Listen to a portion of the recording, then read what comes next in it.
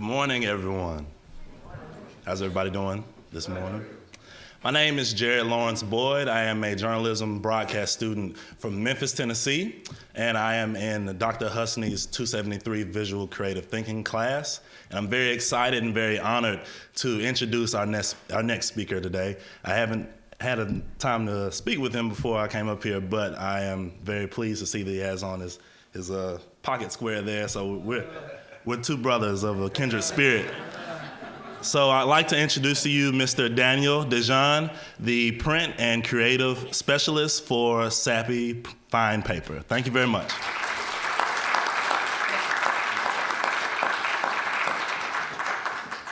Good morning. Good morning. Good morning. Give it up, come on. I know, you're already getting into that overload stage, it's all right. All of you in your bags received a copy of this book called Print And. And I would share with you, this is, give you a background story on this quickly. 2 years ago, Sappi was having its national sales meeting. We had had a very good year. I say that because I come from a graphic design, marketing background, advertising. And I'd always been taught by my mentors that keep your finger on the pulse of paper because it is the barometer of the graphic arts economy. If paper is selling, that means print is selling, means advertising and marketing is doing well. We had had a very good year. We had had one of the best years we had had since 2007. Our VP of sales was up giving us our kudos, and then he stopped and he said, "But you need to understand it is not the other mills that are our competition. We have, please understand, great respect for the other mills. It's just different manufacturing philosophies. Rather," he said, "our true competition is alternative media. When we look at print and where it lies, 10, 15 years ago we were part of the big three, and suddenly we're in a very, very different environment.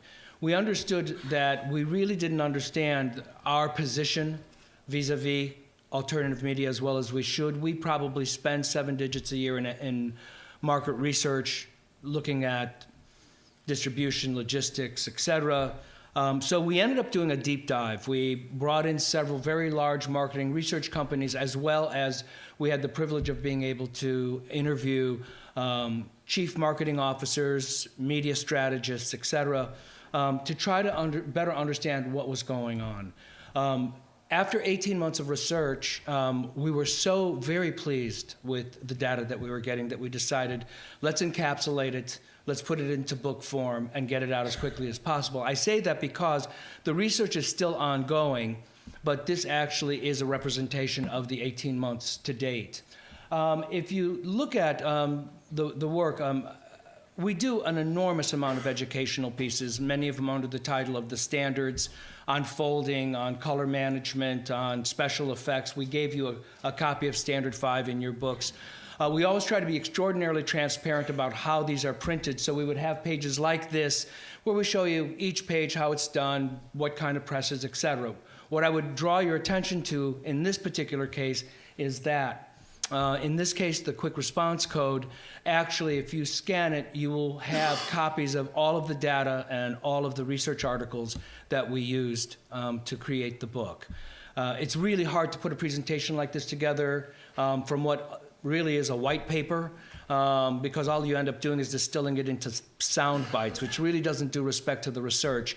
But I'm going to move relatively quickly, and this is a much longer presentation normally, so I really am going to be talking like a ferret on espresso, okay? So there you have it.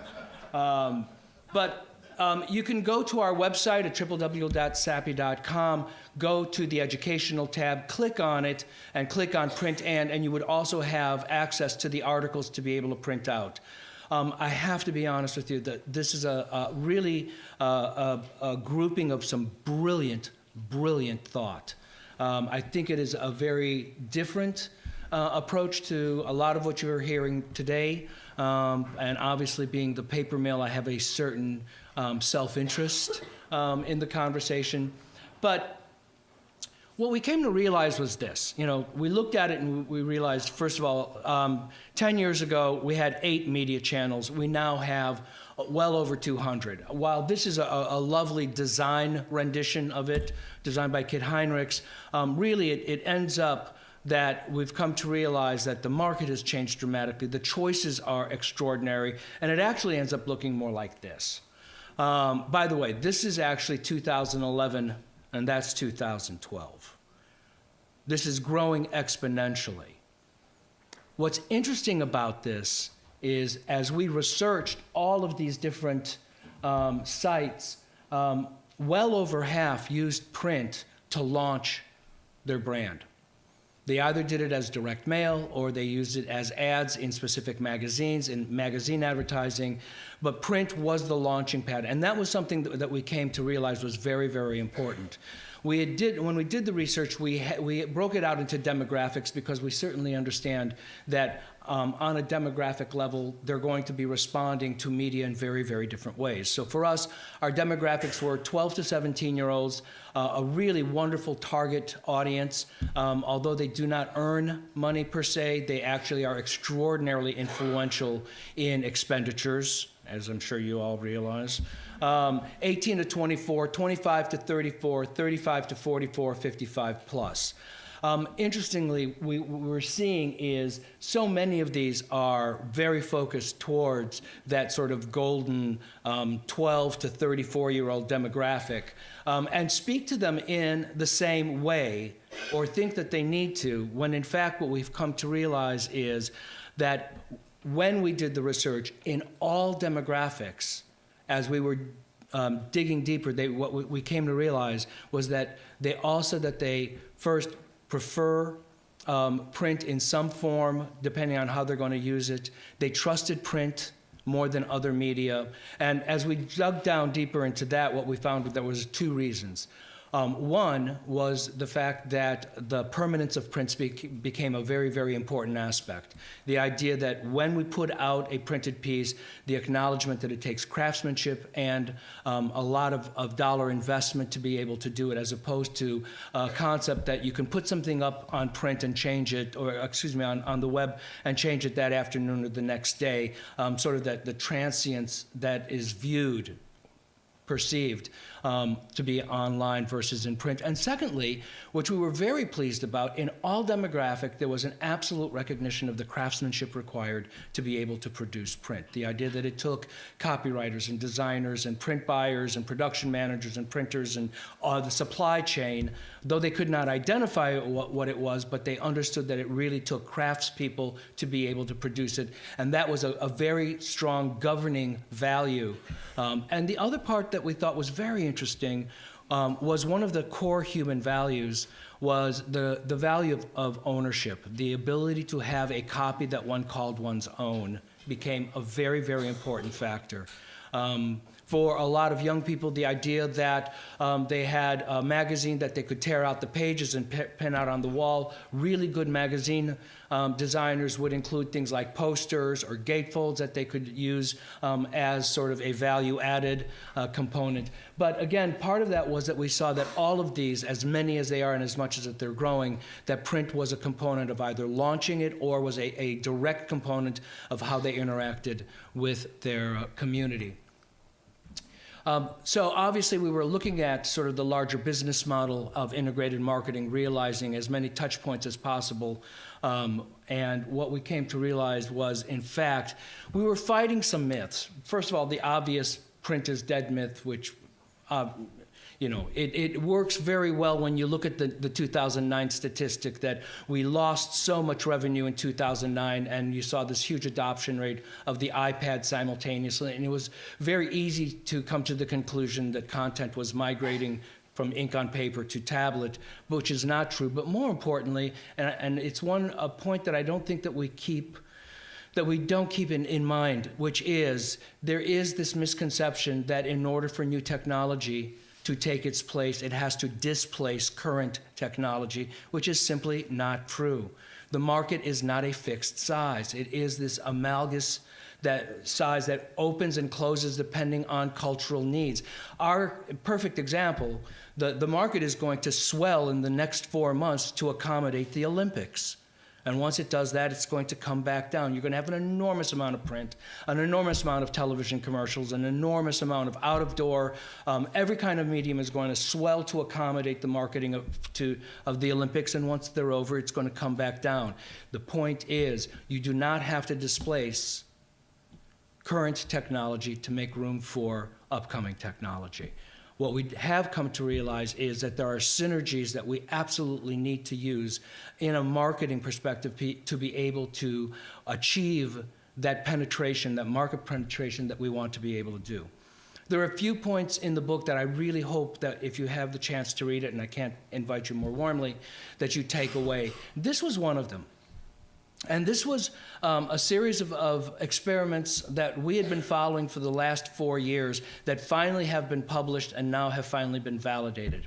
And that is that neuroscientists have taken volunteers, put them into an MRI, and did brain scans while they were reading content, printed content, while they were reading the same content on a tablet, and then while they were read the same content as if it was to simulate radio or background television. And what they came to find out was that there is a very unique place in the brain that makes an emotional attachment to the printed object. They literally find a higher value in the printed object, and more importantly, and this was key, was that they had a longer mnemonic retention of the content when they read it in print. What we've come to realize is that we are a sensual species. We love tactile and sensual objects. What we've come to realize, in fact, is that in great marketing, when we can approach that marketing from a number of senses, the visual, the sensual, the tactile, that in fact it resides much longer and has a much deeper place in our psyche than not. So consequently, you can read this on your own. I'm not going to read it for you. But that idea that we can, in fact, find a place in the brain that accommodates that becomes extraordinarily important. Neuroscientists have also taught us something that I think is very important that we need to share. There is a huge concern amongst the neuroscientific community that as a culture we are starting to reach a point of monitor fatigue. The national average right now is that we are looking at our smartphones approximately 200 times per day, much more in a younger demographic than an older demographic, while we are looking at our entertainment monitors and or while we are looking at our business monitors, and in some cases, unfortunately, while we are driving. So the fact of the matter is that there is a tipping point that's going to be coming soon. We are, in fact, becoming sensually overloaded. The current media right now, consensus is that we get approximately 3,500 media messages per day, of which we can only acknowledge 40, of which we will only remember 3. That sense of overload means that we get to a point at the end of the day where we have sensual overload, where when we are looking at tablets or when we are watching television, we are looking, but we are not seeing.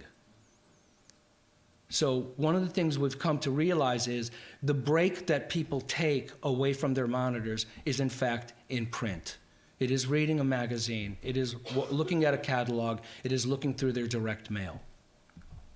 So in the book, of course, we can't leave anything alone. In the book, we printed this piece so that, in fact, the brain was done in black thermography. But more interestingly, if you take this piece out into the sunlight, these areas here will actually grow in UV light because they're photochromic inks. But these are very specific areas in the brain that respond to the tactile experience of reading print in a printed material form. We like this. This is actually a whole article, and again, just a soundbite as a distillation. But the idea that product loyalty doubles if a brand can be experienced with several senses. What we came to realize was this, that when we read, it is a very solo and solitary and very intimate activity.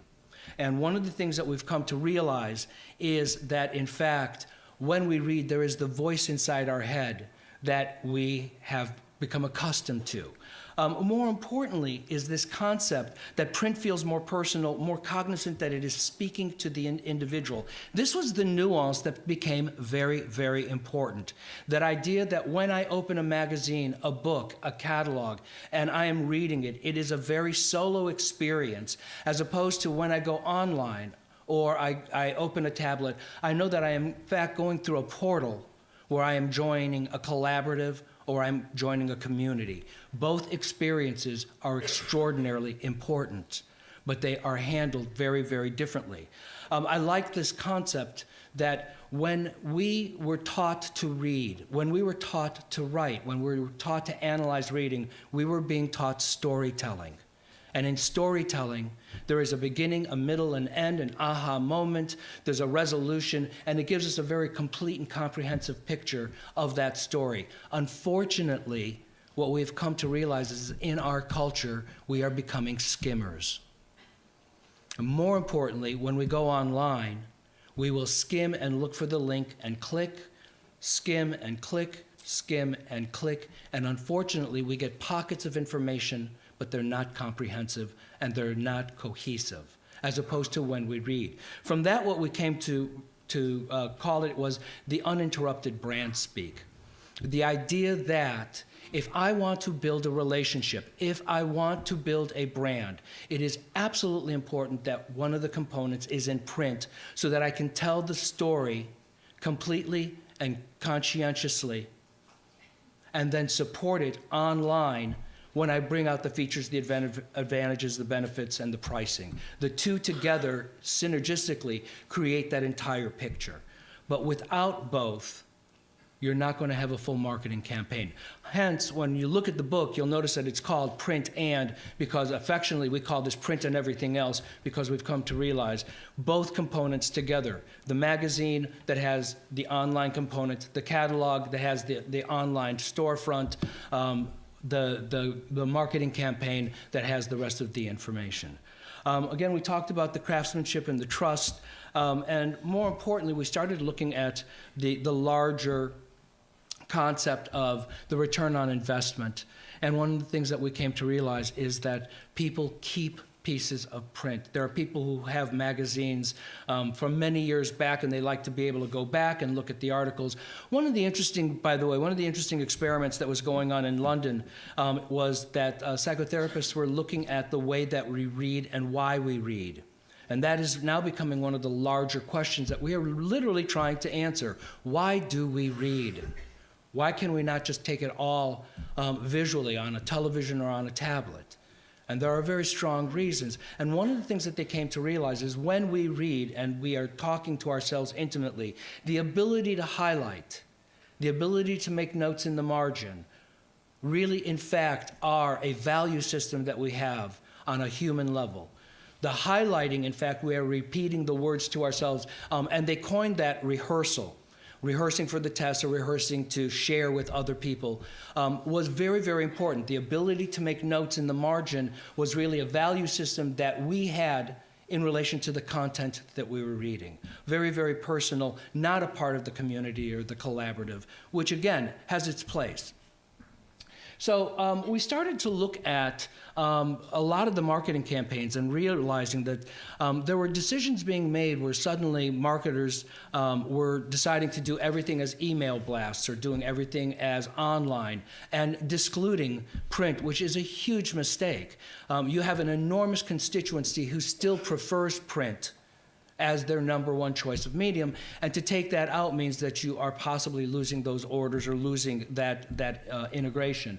I love this statistic because it says, quite frankly, revenue has been shown to come in 4 times higher and profits nearly 6 times higher than when consumers are contacted through one medium alone. Unfortunately, we have gotten to a point now where email has become the new junk mail. We are reaching a saturation point of email, and more importantly, the fact of it is that we're not getting the kind of response rates from emails that we would expect, even though they are inexpensive. Direct mail is going to continue to grow through 2018. After packaging, it's going to be the largest growth area. Interestingly enough, in all demographics, They said that they enjoy receiving direct mail, magazine, catalog, collateral through the mail. What they do with it is different. Because one of the things that we realized when we drilled down and asked 12 to 17 and 18 to 24 why they enjoyed getting direct mail, they said that catalogs and magazines were the primary ways of being introduced to new products and new services. As soon as they found out about them, what did they do? They went online. And they stayed online because that was the primary way of interacting, whereas in an older demographic, they might actually go and look at the company, request printed brochures, etc. So we started looking at things like luxury magazines. Interestingly enough, the concept was, if magazines on tablets were as successful as we thought they would be, we would see a migration, particularly of luxury magazines, from the printed product and migrating to the tablet. And in fact, what we found out was, in fact, there was a 400% growth in luxury magazines since 1997. What we came to realize was that people took more action from printed ads, tore the ads out, kept them longer. It did not have an end date necessarily as we would have expected. People reacted to ads many, many months after because we realized they still had the printed magazine, and that sense of permanence became a very, very important aspect. We started looking at things like the wealthy consumers enjoy print and used to engage with luxury brands and services, and in most cases would go either online to get more information or go directly to the brick and mortar to be actually able to see the product in person. So we did a section here where we had a lot of fun with the piece and talked about the 400% increase in publications. We also started seeing that magazines were doing extraordinarily well, even in the younger demographics, which was a great surprise, and we were very, very pleased. We were seeing a lot of drivers. One of the things that we came to realize is that the publishers that were exceedingly successful with the younger demographic magazines were, in fact, the ones that had exceedingly well-designed websites, had exceedingly good social media, and were able to create community. And promoted things like television shows and tweeting as a part of staying current and a part of the larger community itself. Again, statistics that we thought were very, very encouraging from a magazine perspective regarding younger readers. And this was, I think, probably one of the most iconic images that we were able to create, that concept of paper at the top and tablet at the bottom. I would share with you, depending on the demographic, how much paper and how much tablet is going to show, but it really is that wonderful, iconic image of who we are as a culture right now. And this sort of dovetails into John's earlier conversation, and this conversation's coming up, where we started to see the fact that the use of printed triggers has become so very, very important as that synergistic engagement. Again, that idea that you have a printed trigger that in fact facilitates a continued online marketing conversation becomes very, very important. So we did the same within the magazine. We had done augmented reality and quick response codes now for many, many issues. This actually is a quick response code that will get you an augmented reality app. When you open this up, each one of these is in fact an augmented reality trigger that when stimulated, in fact, will give you a wonderful, sort of enjoyable experience. In this case, from our perspective, this was strictly for pleasure purposes alone. It was engaging, it was fun, and it made it a multimedia experience, and a very memorable one at that. We have several pieces within the book itself that do very much the same thing. This, by the way, has been an extraordinarily strong selling point at the retail level. That we've used for things like events, invitations, et cetera, as we've consulted some of our retail partners. We're probably best known for this at Sappi, the use of special effects inks to be able to create some absolutely extraordinary effects. So we started with a hand printed in 4-color on one side, UV ink, UV rubber with a roller, a special embossing roller to really simulate an absolute spectacular rubber glove. two-color printing with one-color flocking to simulate the woolen mitten, and then ultimately the bomb of it all is this leather glove, which is wonderful. It's a raised soft touch with a leather embossing finish that absolutely simulates the leather glove perfectly. Just quick sidebar, when we were doing this and experimenting, I was able to actually embed a leather scent into that glove that was spot on. So as you touched the glove, it felt like a leather glove, but then it also released this leather scent, and it was perfect. But unfortunately, it was right next to a woolen mitten and a rubber glove, and it was too confusing, so we didn't do it. But we have that ability to do this, and one of the things that we came to realize is this is what is so unique about print. It is the tactile experience. It is the sensual experience that separates it from the online experience. You're not able to push out these kinds of sensual engagements on a tablet or a smartphone. Not yet, but soon enough. But the idea is this is what truly helps to make print unique and engaging. And we really liked this concept. We actually gave you all a copy of this book in the bag because, in fact, this is probably the Bible of special effects and finishing that we wanted you to have, and we love to be able to give this to our printers and to our agencies to use as a selling tool. Love the statistic where it says that marketing using special effects finishes has been shown to increase sales by 18%. This is exactly what differentiates and distinguishes print from the online experience itself. Lovely page that sort of wraps this up. And I like this message where it says print is one of the strongest mediums for brand-based messages as well as establishing the clout and legitimacy of a brand. And what we learned from this in 18 months is print is not dead or dying. It's evolving. There's going to be less of it, but what there is going to be a much higher quality, far more targeted and focused. Our ability to right now be able to compute big data allows us to sub-market and subsector when we do direct mail. Content will drive survival, but substrate and medium is not necessarily going to be the differentiator. And quite frankly, the more we can integrate campaigns with print and online, the more success rates we're seeing, regardless of age or financial demographics. I love this final paragraph that says, printing on paper may be centuries old, but it is very much a medium for the new millennium. Advances in paper and printing technologies have allowed marketers to achieve effects that were not possible a decade ago. On the right paper, print can evoke nearly any texture through various coatings and varnishes, different inks, and special techniques. Together, print and digital will enhance the communication needs of the 21st century. The most extraordinary quote that we found in the most unlikely place from the most unlikely source, and it in fact happened to be Huffington Press that said, this might be the moment where print, freed from its need to do everything, becomes even better at doing what it can do uniquely. I'm going to close this with a quick video. It's just 2 minutes, but I think that it makes the comment very, very well. This is the end of publishing and books are dead and boring. No longer can it be said that we like to read. My friends and I, we don't like the way books feel in our hands. It's not true that I don't follow trends.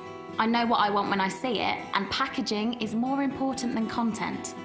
I have to tell you, my attention span is too small for big ideas. And it's just not true that I read a lot and I like learning. I don't care. And you should never think I've got to be concerned with environment and sustainability. What I really hope you get is you've got to open your eyes to my values.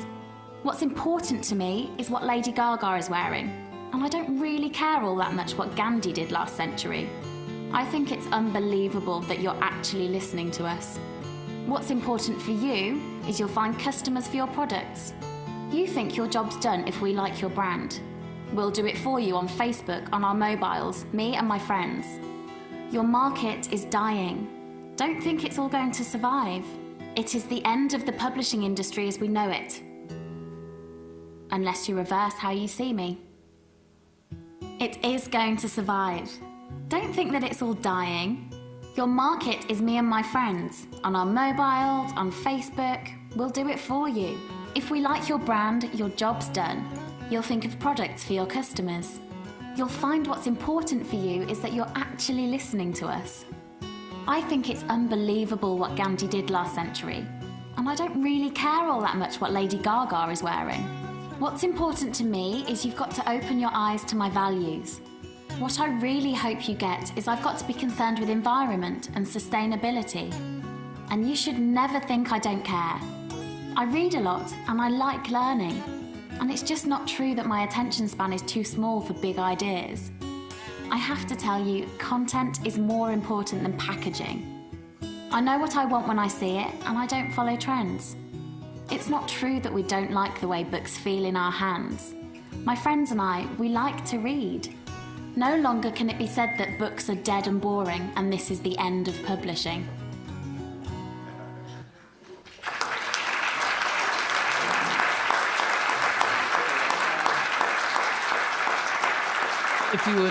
If you'd like a copy of that video, you can simply go to YouTube, type in "The End of Publishing," and it's available. So, Samir, Dr. Husni, you said that the... Yeah, we have extra copies of all the Sappi samples and books.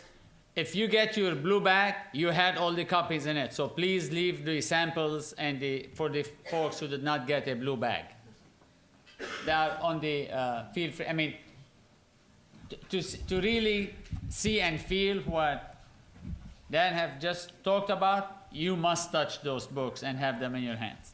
And we also have the nice cards. Yeah, yeah. There are boxes of note cards with envelopes that use the same techniques that are in the book for you to be able to use, because you know it's really important. Handwritten notes really make a difference. So, thank you. Yours. Oh, thank you very so much. Nothing digital in here. Pleasure. Thanks, everyone.